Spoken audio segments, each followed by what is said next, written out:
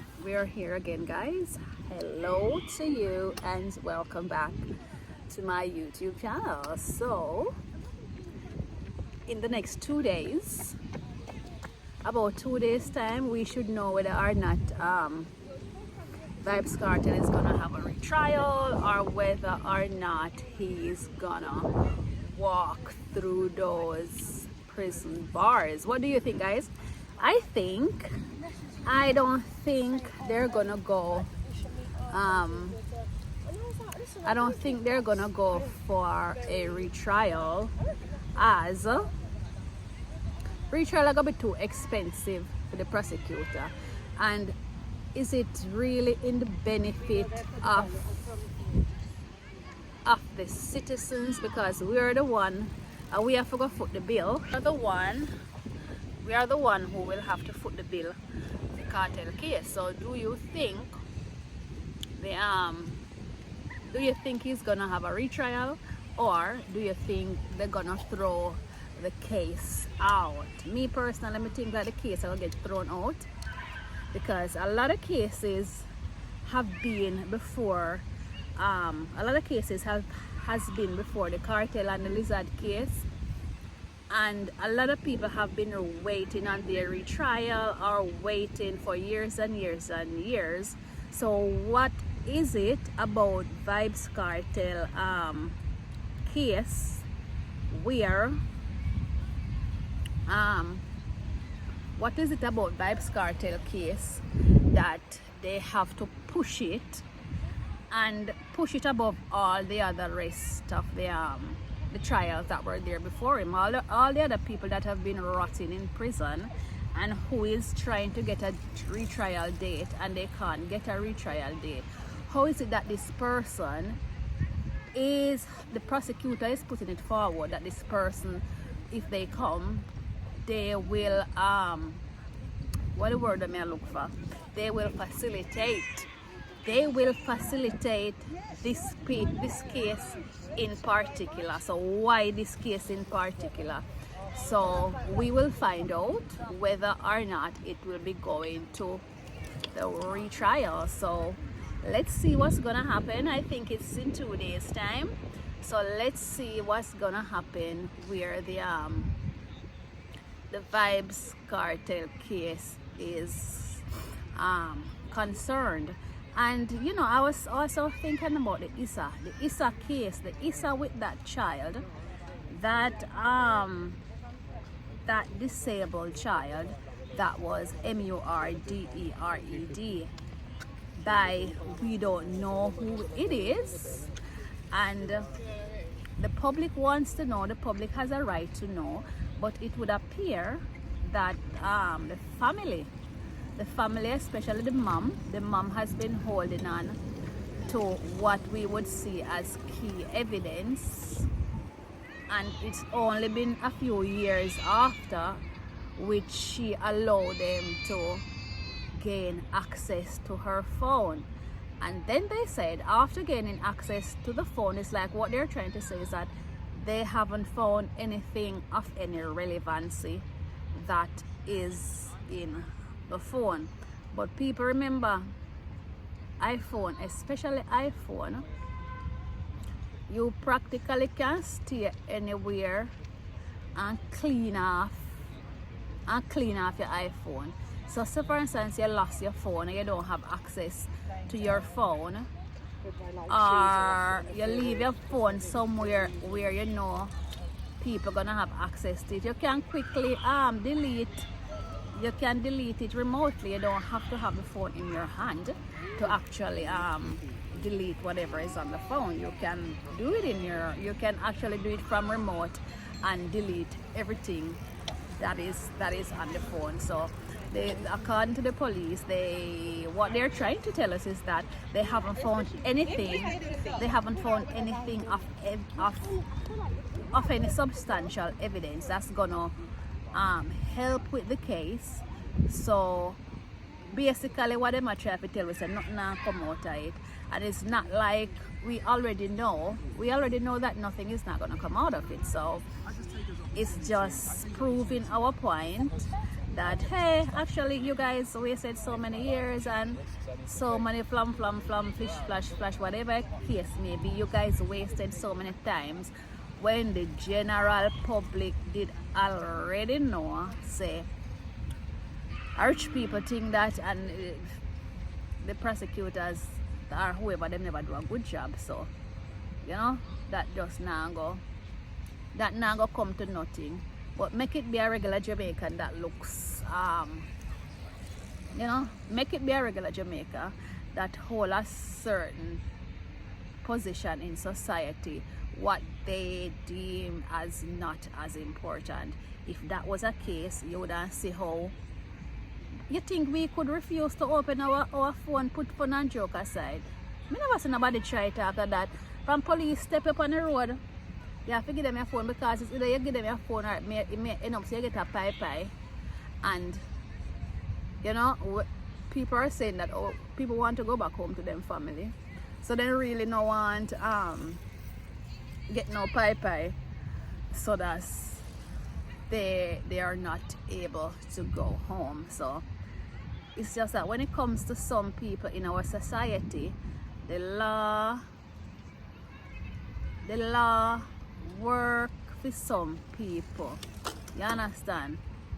The law work for some people in the society, because you have your money and they follow the book, they follow whatever it is that they need to be followed. Because I don't know if I've heard of a regular case where people are withholding what the police and it seems to be as can be used as evidence, and people are actually withholding it, and even after it has been in front of the judge, they still decide that they are not going to be giving up so easy, and they have to go to court more than once, more than twice for the same phone thing, because they didn't want to release the phone. Now that them eventually release the phone, not really in a phone for us, well, not for us, for the prosecutors to use as any form of evidence. So that's another dead thing. We're going down the drain. So that's another that's how the justice system in Jamaica seems to work. It seems to favor some set of people and completely disregard another set of people. It's like the laws are set up for one set of people and to be followed by one set of people. When the other set is doing anything against that, they have so many loopholes that they can use that maybe we are not so fortunate to know. Like the poorer class of people are not so fortunate to know those loopholes, but a lot of times people can apply them big liar, and when you can apply a big liar, pay for your big liar, your big liar do the work where you pay him for the butter, like poor somebody like me, you know, or somebody in my situation. No, we can't afford to pay no liar for the nut, because we are hope say the laws that are set out, and we are hope say the government and the police, we are hoping everybody who is involved, we are hoping they're all gonna be there to have us on the right track. Okay, so Silvera, not Silvera. Wait, I haven't heard anything about the Silvera case either. The politician man with dirty wife. What go on with that? Because all type of people involved in helping that man. Is he still in jail? I'm presuming he's still in jail, but we haven't heard anything about it. The Paul,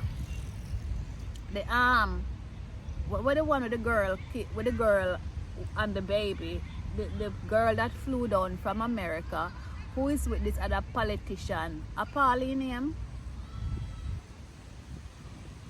The big, no, I'm not describe him as big, no, him. The politician man that was embroiled in the thing with Leota Bradshaw and the lady that lost her life and the life of her child. Her child was, I think, less than a year old or something like that. We know that Leota is in jail because she was in the news the other day because they said it was alleged that she was pregnant.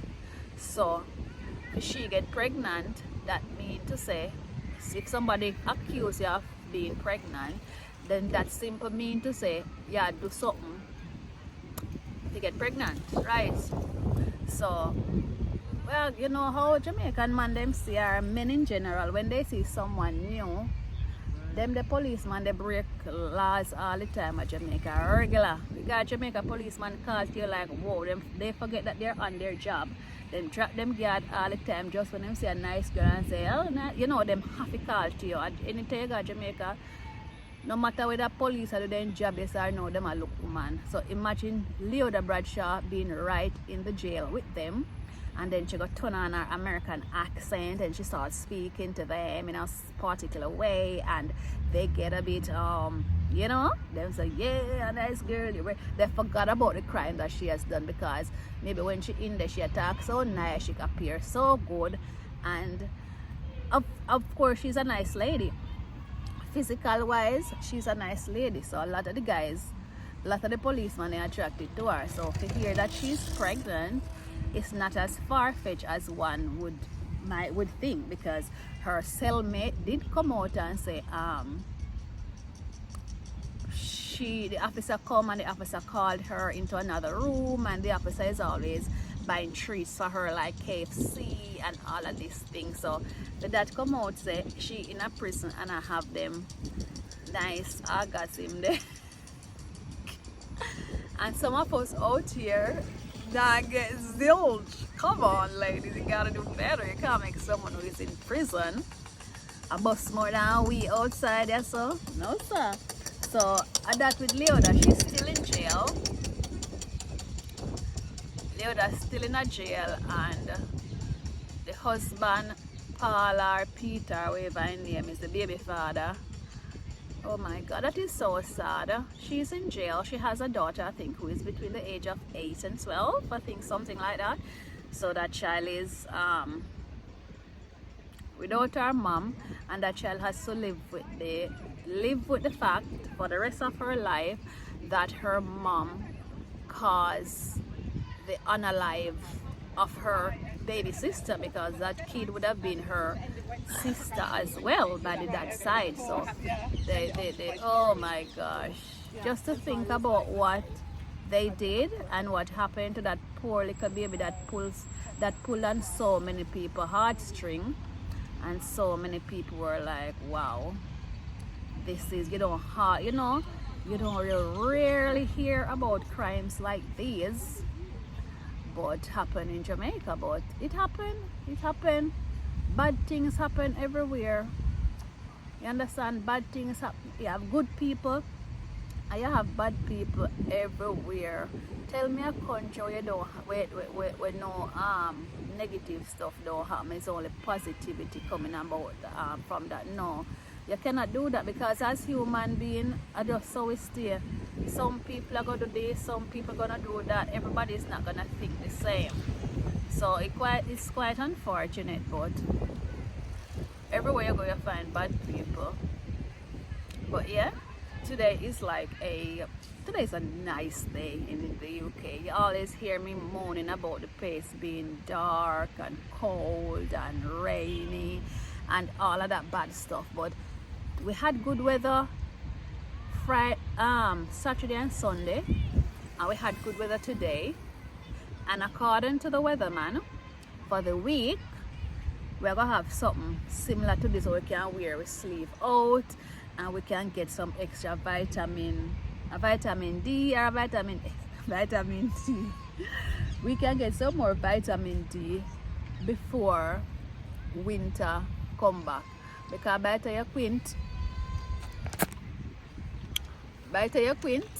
winter come back, and then it put everybody in a very bad mood. Okay, so like you see how the weather is like now, it put you in a good mood. It makes you smile. It makes people smile. You're passing people are passing you.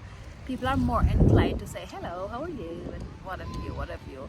But when the place is dark and cold and dreary, people just hurry to get from point A to point B, because people just cold and just want to go home. So the UK is not all that bad, even though you hear me ranting and saying this is a what kind of country. I don't want to call it that word again, that shh. It's not really a shh. You understand? But sometimes when you get, oh, the man and the dog on his shoulder. So he has his dog on his shoulder. Sometimes when you get frustrated and you just say, John, when you really look back and say, you're there at Jamaica every day and you get nice sunshine, and you know, it's like when you travel, you get more patriotic. You really see what you're missing from your country. You see all the good things that there is to see about your country. And especially when you're at another country where you don't have many family members, you know, you get lonely. Even if you have a husband and a child, but you still get lonely. Your mom, your dad, your sister, your brother, and Miss Jane down the road and right across the street, and that woman there around there. So even though you're not talk, you still remember. And you know, but when you're taken out of that, and then we are placed in this situation, and to make matters worse, this is not where we're from. So that sense of belonging, you don't have that sense of belonging. You come to accept your situation, because obviously if you're here for 20 years, 25 years, you're used to the country and you know how the system runs, you know how things go, and you accept your situation. But that does not stop you from dreaming about life back in your own country. You know that it is terrible, but it is not that terrible because we don't have any double AR going on in Jamaica. Like you have some place where you have civil unrest. We don't have none of that going to Jamaica. It's just some of them little vagabond, those hoodlums, they get involved in some kind of foolishness, and then you know drag other people in it. That's some kind of, on the scale of it, our thing, you know, it's like it's not an organized group of people carrying out stuff like, say for instance, against the government or anything like that. No, I just some little boy will say, you and him have something about this, so them can't catch you, so you catch your uncle, and that kind of mentality, that kind of mentality that we have, where we say we can't catch Quaco, so we catch him short. So for me, I go always say Jamaica is always gonna be a paradise island for me. Jamaica always gonna be paradise, and then places can't be paradise because these places are so cold. Sometimes you come on the media and you express yourself about what life is like living in this country, and then some people will come, oh, if you don't like it, why don't you go back? I did not ask for your opinion. It's like sometimes now and definitely not understand. I was eating coconut ice cream, so I have a piece of coconut in my mouth. Nobody's asking for your advice. Nobody not ask you whether me fi stay or me fi go. That is not what I'm asking. I'm just telling you my current situation. So save yourself, you little keyboard warriors. Save yourself from typing all your bag of crap. And no, sorry about that. Not all your bag of crap. It's not crap. But just, I don't need your opinion. It's your opinion. And you do you, and I will do me. When you state your opinion, it's not gonna affect me, because my life will carry on the same and your life will carry on the same. I am just explaining to you my experience from my point of view. I don't expect everybody who come to this country to have the same experience as me, but a lot of us have this experience. Or we don't have no hope of family over here, and yeah, it get to it sometime, stress we out. Worse on top of that, we don't have good weather, and accepting for days like these. And when the weather nice, it's nice, and I'm not lie. When the weather nice, it is nice, and everyone is smiling, everyone is saying hello, and you feel that sense of belonging. You just feel different, you know. But I know it's because people call them miserable, and it doesn't matter how many times we are people that live here explain to someone what's going on. We are not telling you people, I'm not telling no one not to come to England. Come to England if you want to come to England if you want to come. I am not telling nobody. If you see an opportunity, where you can, if you're coming in, you're coming the right way. Obviously, if you're not coming illegal or whatever, but if you're gonna plan to run off, my dear, England is not the place to run off. It don't make no sense you go around and come round, and you go around and come round. Pardon me. England is not the place to run off because it is very strict, and them actually go out and search workplace.